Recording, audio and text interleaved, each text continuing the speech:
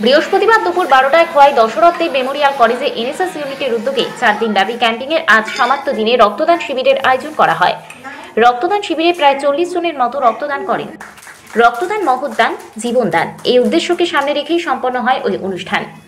ওই মহতী রক্তদান শিবিরে প্রধান অতিথি হিসেবে উপস্থিত ছিলেন খোয়াই জেলার সভাধিপতি অপর্ণা সিংহ রায়, দশরথদেব মেমোরিয়াল কলেজের principal Khokon Majumdar, professor doctor Baburam, ছিলেন ডক্টর অরিন্দম দেববর্মা সহ কলেজের অন্যান্য অধ্যাপক অধ্যাপিকা এবং ছাত্রছাত্রীরা। আজকে রক্তদান শিবিরের ছাত্রছাত্রীদের মধ্যে ব্যাপক উৎসাহ উদ্দীপনা দেখা যায়।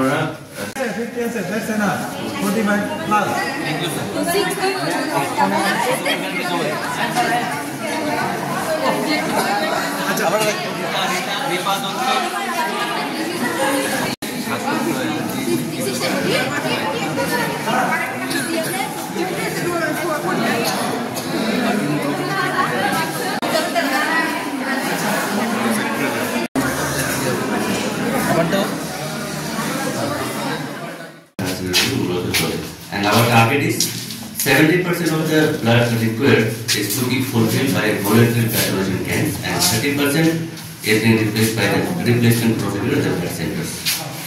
So, আমরা দেখি রক্ত দিতে গিয়ে আমাদের মধ্যে অনেকের অনীহা থাকে, রক্ত দিতে অনেকের ভয় পায় যে রক্ত দিলে আমি দুর্বল হয়ে পড়বো, অসুস্থ হয়ে যাব। আসলে সেরকম কিছুই না। শারীরিক এবং মানসিকভাবে সুস্থ যে কোনো ব্যক্তি যার ওজন 45 কেজির উপর, যার হিমোগ্লোবিন 12.5 গ্রাম পার ডেসিলিটার থেকে 17 গ্রাম পার ডেসিলিটার এবং শারীরিকভাবে যিনি সুস্থ, তিনি রক্তদান অনায়াসেই করতে পারেন। আমাদের শরীরটাই আসলে একটা ফ্যাক্টরির মতো। আমাদের শরীরে অস্থি মজ্জা থেকে যে রক্ত কণিকাগুলো তৈরি হয় এবং সেটা আবার একটা নির্দিষ্ট সময়ের পরে সেই রক্ত কণিকাগুলি আবার আমাদের দেহেই ভেঙে যায় বা নষ্ট হয়ে যায়। তো রক্ত দিলে আর আমার সেই রক্তটা আমাদের শরীরে রিপ্লেনিশ হবে না বা ভরপাই হবে না, কথাটা আদৌ সেরকম না। যেমন আমরা জানি আমাদের রেড ব্লাড সেলস, সেটা লাইফ স্প্যান হলো গিয়ে 120 ডেজ। তো সেই নির্দিষ্ট সময়ের পরে কিন্তু এই ব্লাড সেলগুলো আমাদের শরীরের মধ্যে ভেঙে যায় বা নষ্ট হয়ে যায় এবং আমাদের এই শরীরের মধ্যে আমাদের যে অস্থি মজ্জাতেও কিন্তু প্রতিনিয়ত রক্ত। আমিও এক ছাত্রী ছিলাম। এই কলেজে আমি আমার গ্রাজুয়েশন কমপ্লিট করেছি এবং এই কলেজ থেকে এনএসএস ক্যাম্পের মাধ্যমে আগরতলা যে ওমেন্স কলেজ, সেই কলেজে আমি 7 দিন এনএসএস ক্যাম্প করেছিলাম। অনেক স্বপ্ন দেখেছিলাম সেই এনএসএস ক্যাম্প করে নাকি ভারতবর্ষের বিভিন্ন রাজ্যে যেতে পারা যায়। অনেক স্বপ্ন, অনেক আশা, অনেক কিছু, কিন্তু সবাই তো সব দিকে যেতে পারে না। আমার ভাগ্য আমাকে এমন একটা জায়গা দিয়ে এসছে যে আজকে আমি এখানে রাইজে বসা সমস্ত গুণীজনদের কাছে এই কলেজের একজন প্রাক্তন ছাত্রী হিসাবে আজকে ওনাদের সঙ্গে আমি বসছি। এই জন্য আজকে আমার অনেক গর্ব।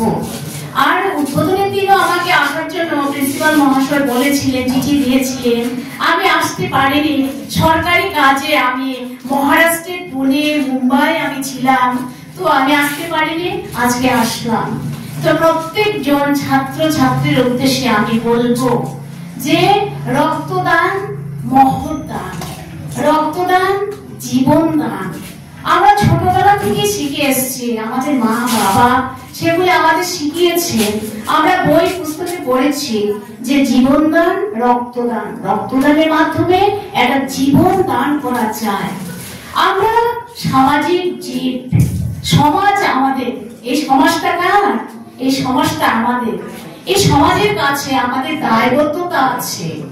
শুধু আমরা অন্ন, বস্ত্র, বাসস্থানের জন্য দিশেহারা হয়ে, হন্ডি হয়ে সকাল থেকে রাত্রি পর্যন্ত আমরা ঘুরবো, আমরা আমাদের মতো করে চলবো, তাতে এই সমাজ রক্ষা হবে না। এই সমাজের ধারক বাহক আজকে যারা এখানে উপস্থিত, আমার ছেলেমেয়েরা, আমার ছাত্রছাত্রীরা, আমরা তোমাদেরকে বলতে চাই, তোমরা আসো, এগিয়ে আসো সমাজের কাজের জন্য, দান করো রক্ত। তোমরা পরিশ্রম করো এই সমাজের জন্য, এই সমাজ যেন পিছিয়ে না পড়ে। আজকে কম্পিউটারের যুগ, আজকে কম্পিউটারের যুগ। এই ভারতবর্ষ বিশ্বের সঙ্গে সঙ্গে ভারতবর্ষ অনেক এগিয়ে গেছে। ভারতবর্ষের যশস্বী খোয়াই থেকে প্রদীপ ঘোষের রিপোর্ট, ত্রিপুরা পাইওনিয়ার।